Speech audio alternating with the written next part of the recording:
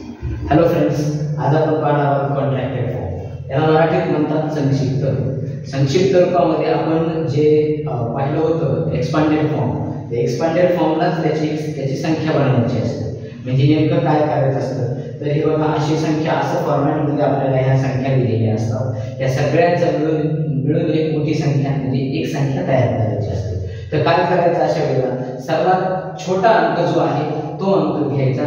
बघा यामध्ये 5 घ्या, म्हणजे एकक स्थानचा घ्या, त्यानंतर दशक स्थानचा घ्या, तो आहे 4, आणि ही जी दिशा आहे याची तर ही फ्रॉम राईट टू लेफ्ट या पद्धतीने चाला।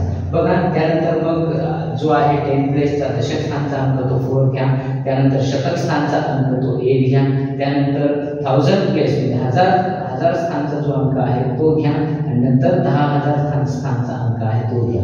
संख्या आपली या ठिकाणी बनलेली आहे 83,845। तर या पद्धतीने आपण पुढे बघूया।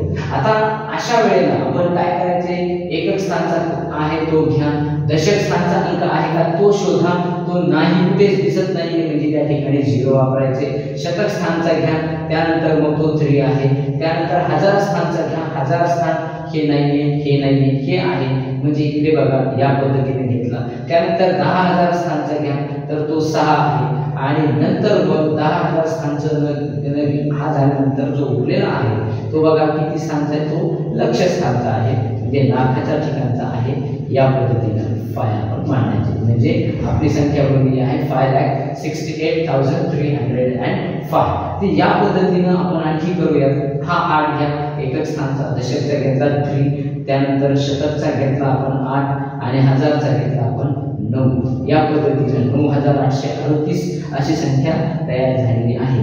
तर आता तुम्ही स्वतः हा पुढचा संख्या म्हणजे याचे संक्षिप्त रूप तयार करून दाखवायचे।